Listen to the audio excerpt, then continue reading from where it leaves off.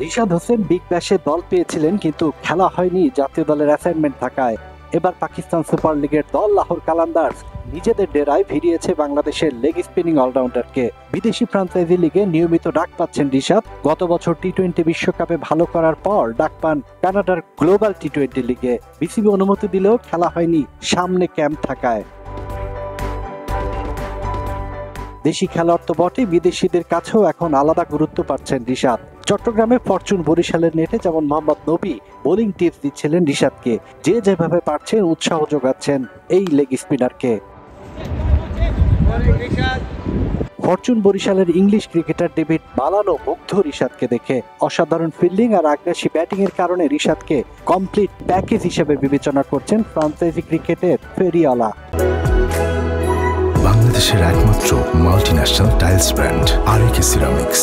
রিশাদকে সব ধরনের লিগে খেলার জন্য বিসিবিকে অনাপত্তিপত্র দেওয়ার অনুরোধ তার। এতে করে বিভিন্ন দেশের কন্ডিশনে ভিন্ন ভিন্ন চ্যালেঞ্জে পরিপক্ক হয়ে উঠবে তরুণ এই leg spinner. He looks fantastic. I think it's really encouraging that Bangladesh have got a leg spinner.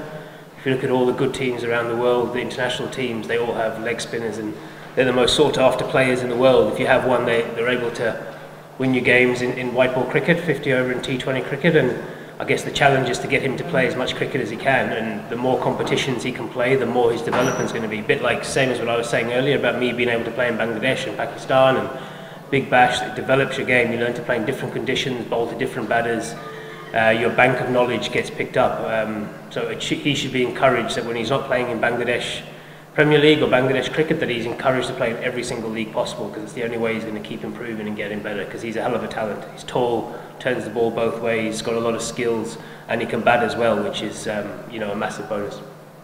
দীর্ঘদিন জাতীয় দলে ছিল লেগ স্পিনারের ঘাটতি। নানা চেষ্টার পরও যখন মিলছিল না ভালো মানের লেগ স্পিনার, সেই গোধূলি বেলাতে আবির্ভাব রিশাদের। নিয়মিত খেলার সুযোগ পেয়ে ক্যারিয়ারটা সমৃদ্ধ করতে পারলে রিশাদকে দেখেই হয়তো আগামী দিনেও তৈরি হবে আরও লেগ স্পিনার। বাঁহাতি স্পিনে মোহাম্মদ রফিককে অনুসরণ করে পরম্পরায় যেমন এসেছেন রাজ্জাক, সাকিব, তাইজুল নাজুমরা। চট্টগ্রাম থেকে সাজ্জাদ খান, কালবেলা।